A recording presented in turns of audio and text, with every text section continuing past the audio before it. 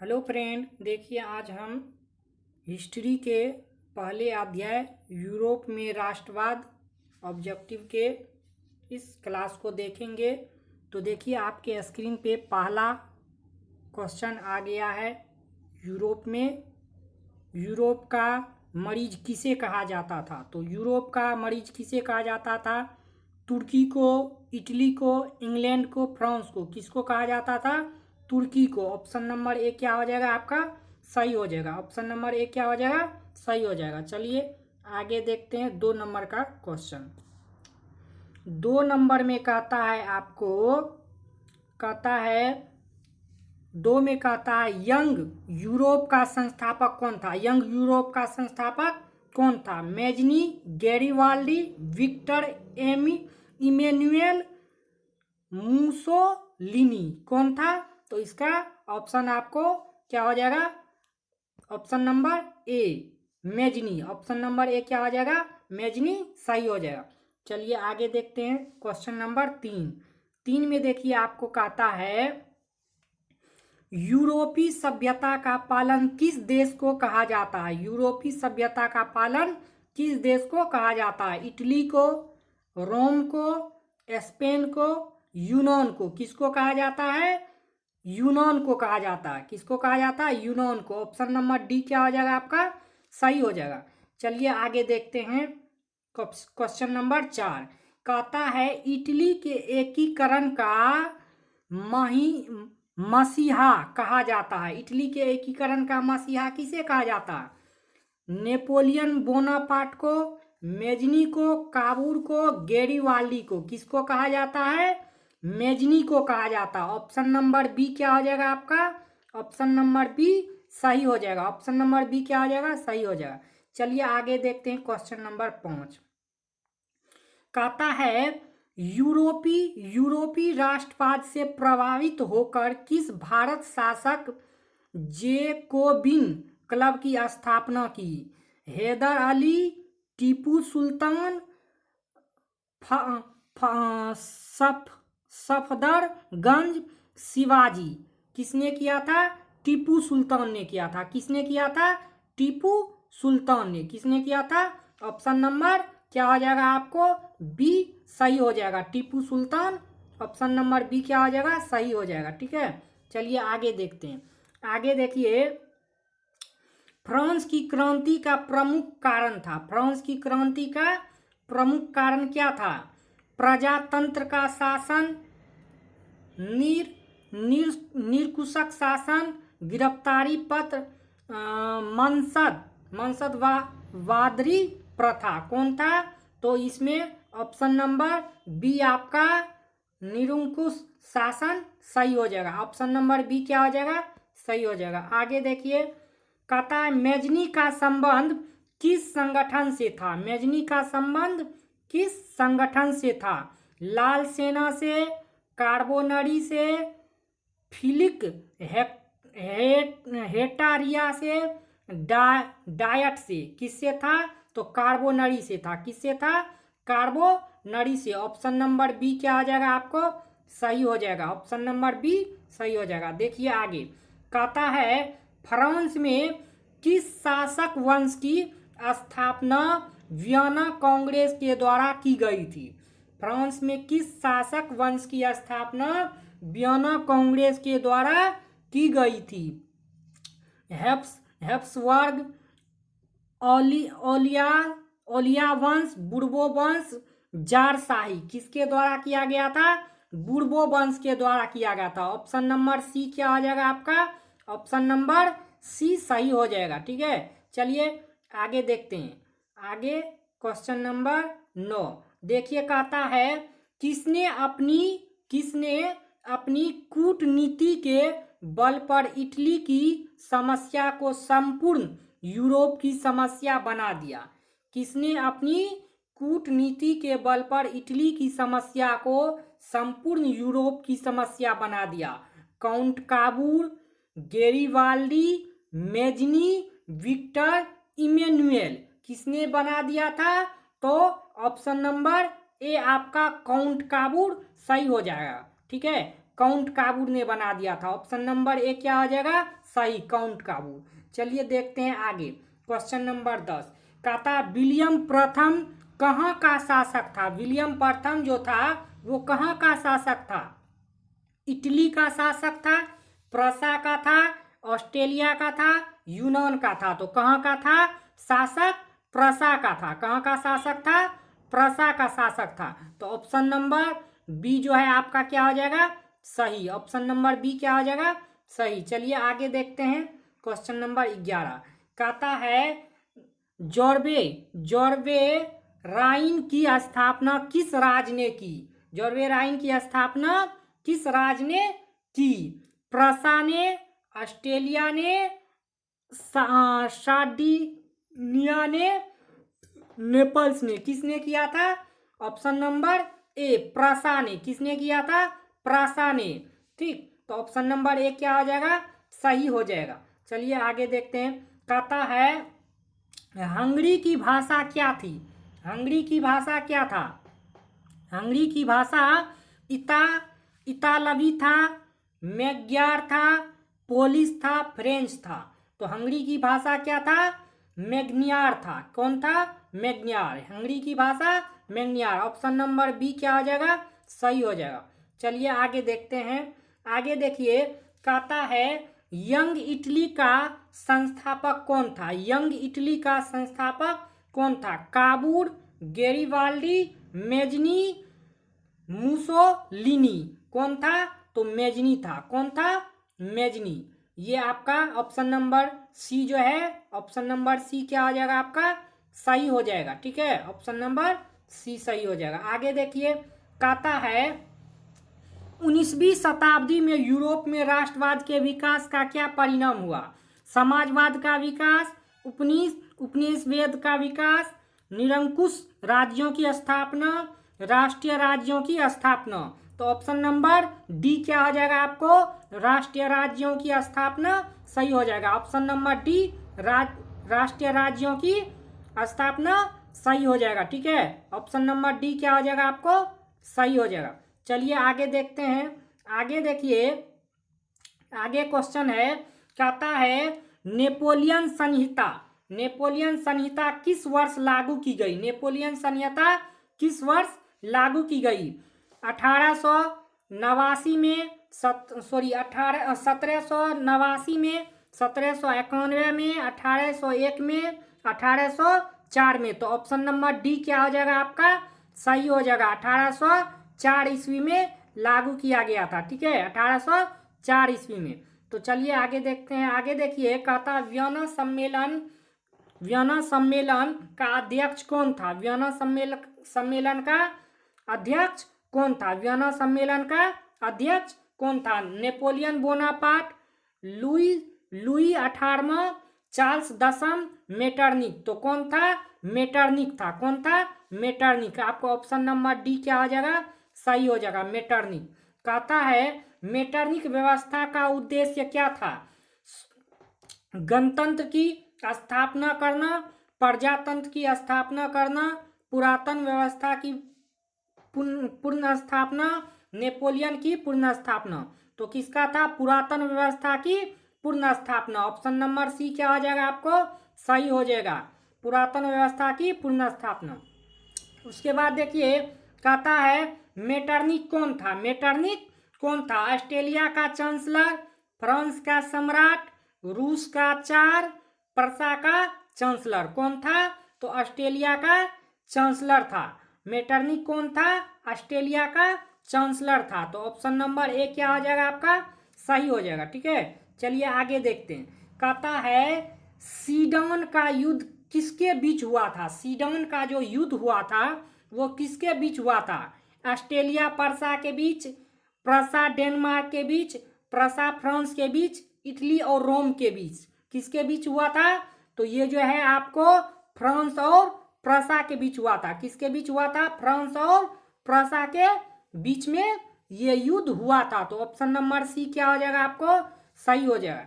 चलिए आगे देखिए, कहता है किसने कहा था फ्रांस जब छींकता है तो बाकी यूरोप को सर्दी जुकाम हो जाता। किसने कहा था फ्रांस जब छींकता है तो बाकी यूरोप को सर्दी जुकाम हो जाता है? Napoleon, Hitler, Metternich, Garibaldi. किसने कहा था? तो मेटरनिक ने कहा था। किसने कहा था? मेटरनिक। ऑप्शन नंबर सी क्या हो जाएगा? सही हो जाएगा। किसने कहा था फ्रांस जब छींकता है तो बाकी यूरोप को सर्दी और जुकाम हो जाता है? तो मेटरनिक ने। कहता है बिस्मार्क किस विद्वान की विचारधारा से प्रवाहित था? बिस्मार्क किस विद्वान की विचारधारा से प्रवाहित था? रूस, हिगेल, अष्टक, जेबक। किससे था? तो हिगेल से।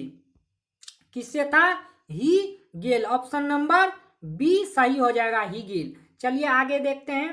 कहता है नेपोलियन कोड में कुल कितने कोड थे? नेपोलियन कोड में कुल कितने कोड थे?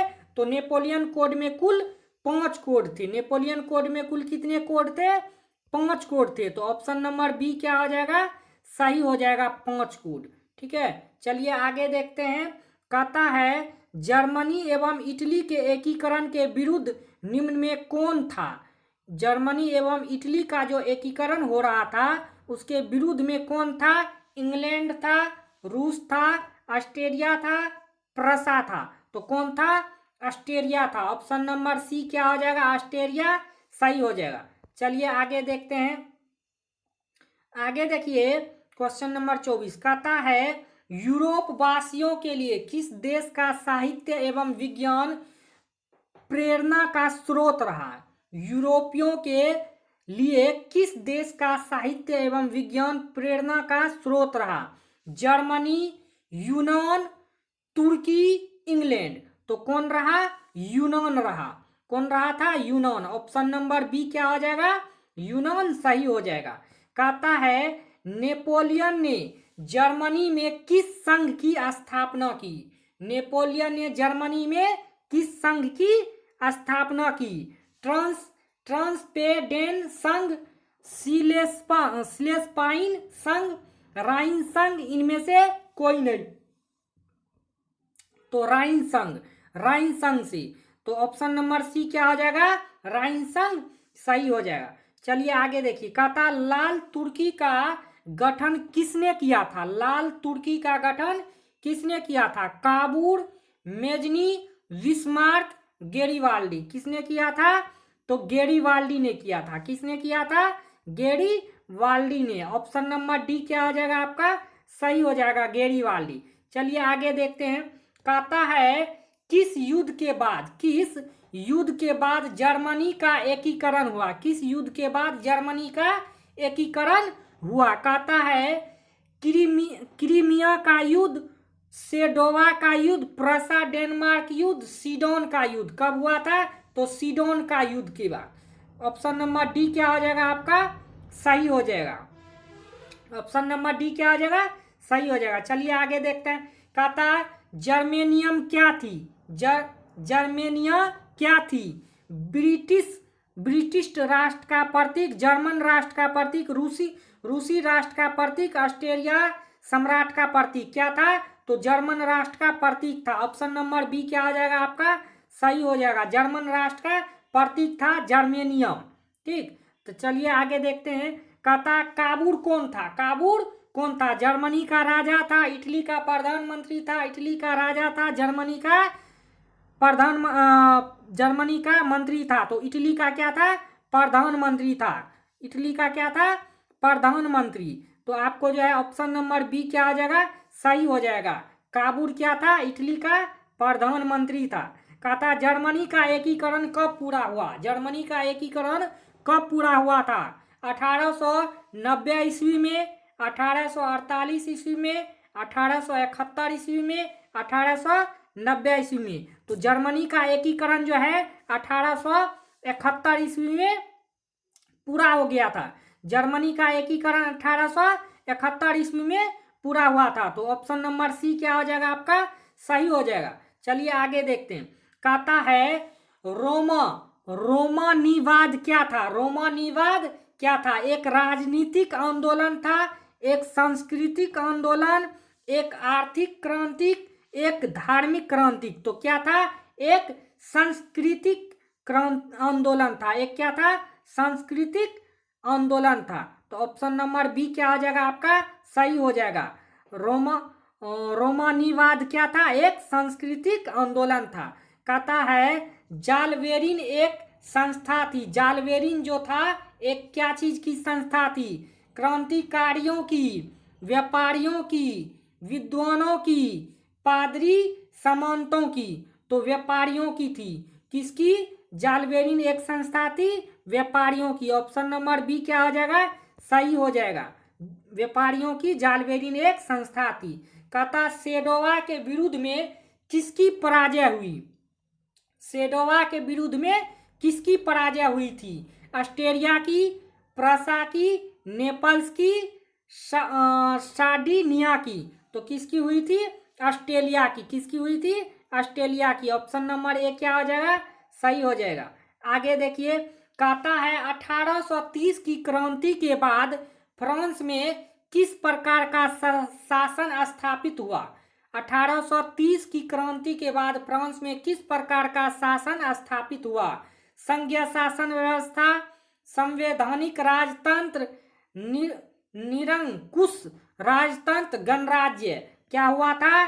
तो ये आपको संवैधानिक राजतंत्र। ऑप्शन नंबर बी क्या हो जाएगा? सही हो जाएगा।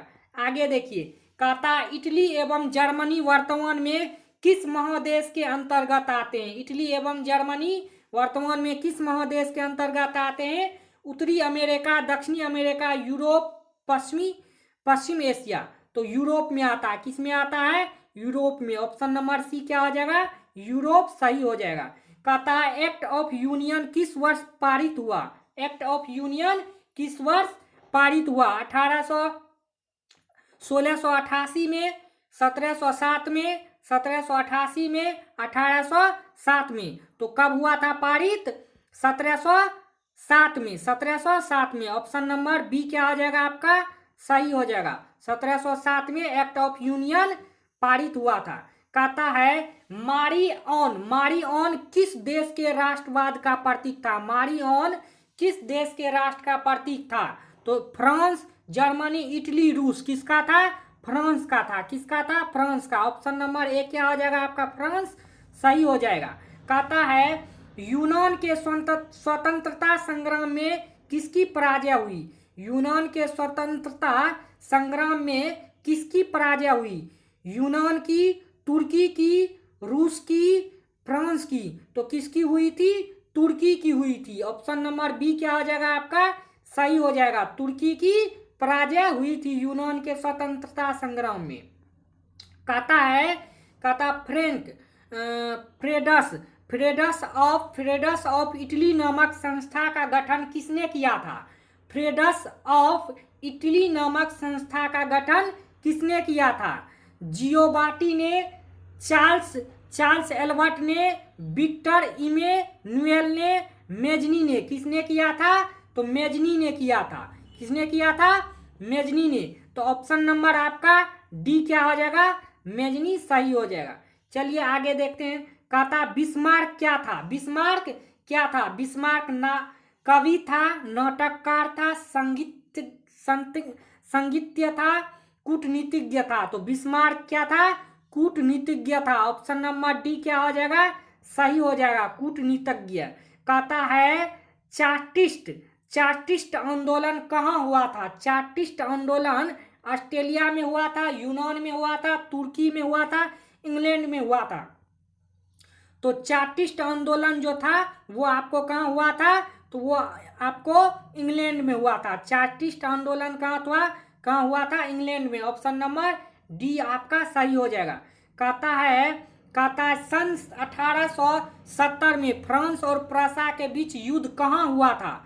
सन 1870 में प्रसा और फ्रांस के बीच युद्ध कहाँ हुआ था? सेडोन में, सेडोआ में, साइरन में, फ्रैंकफर्ट में। कहाँ हुआ था? तो सेडोन में हुआ था। कहाँ हुआ था? सेडोन में। ऑप्शन नंबर ए क्या हो जाएगा? सही हो जाएगा। सन 1870 में फ्रांस और प्रसा के बीच युद्ध सेडोन में हुआ था। कहता राष्ट्रवाद की अवधारणा का जन्म किस घटना से माना जाता है? राष्ट्रवाद की अवधारणा का जन्म किस घटना से माना जाता है? पूर्ण जागरण, धर्म सुधारक आंदोलन, गौरवपूर्ण क्रांति, फ्रांस की क्रांति। तो राष्ट्रवाद की अवधारणा का जन्म किस घटना से माना जाता है? पूर्ण जागरण से। किससे माना जाता है? पूर्ण जागरण से। ऑप्शन नंबर ए क्या हो जाएगा आपका? सही हो जाएगा। आगे देखिए, कहता है कार्बोनरी की स्थापना किस वर्ष हुई थी? कार्बोनरी की स्थापना किस वर्ष हुई थी? 1810 में, 1815 में, 1830 में, 1848 में। तो 1810 में कार्बोनरी की स्थापना हुई थी। 1810 में हुई थी कार्बोनरी की स्थापना। तो ऑप्शन नंबर ए क्या हो जाएगा आपका? सही हो जाएगा। आगे देखिए, कहता है किस संधि द्वारा जर्मनी का एकीकरण पूरा हुआ? किस संधि द्वारा जर्मनी का एकीकरण पूरा हुआ? डेनमार्क की संधि, गेस्टिन की संधि, प्रंग की संधि, फ्रैंकफर्ट की संधि। तो फ्रैंकफर्ट की जो संधि थी उसके द्वारा जर्मनी का एकीकरण पूरा हुआ था। तो ऑप्शन नंबर डी क्या हो जाएगा?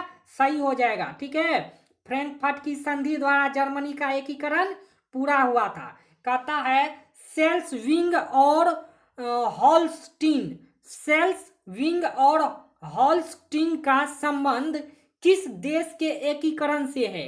इटली के एकीकरण, जर्मनी के एकीकरण, यूनान के एकीकरण, अमेरिका के एकीकरण। किससे है?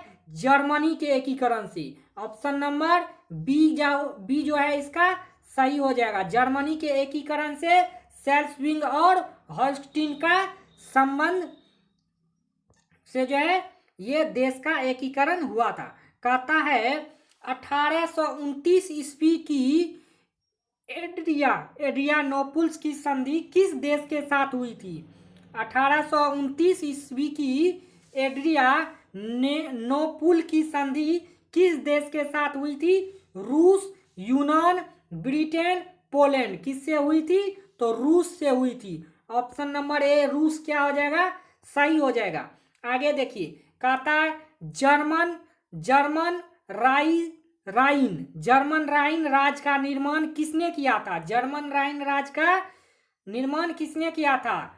लुई 18वां, Napoleon Bonaparte, Napoleon third, Bismarck. तो नेपोलियन बोनापार्ट ने जो है लुई जर्मन राइन राज्य का निर्माण किया था। ठीक है, तो ऑप्शन नंबर बी जो है आपका क्या हो जाएगा? Option number B Napoleon Bonaparte सही हो जाएगा।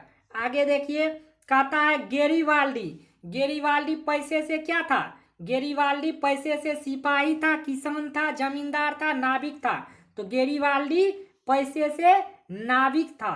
ठीक है, तो ऑप्शन नंबर डी क्या हो जाएगा इसका? सही हो जाएगा। ऑप्शन नंबर डी सही हो जाएगा। ठीक है, तो आज के लिए इतना ही। यूरोप में राष्ट्रवाद ये चैप्टर जो पहला था हिस्ट्री का, इसमें आपको हम 49 ऑब्जेक्टिव करा चुके हैं। यदि आपको क्लास अच्छा लगा हो तो चैनल को सब्सक्राइब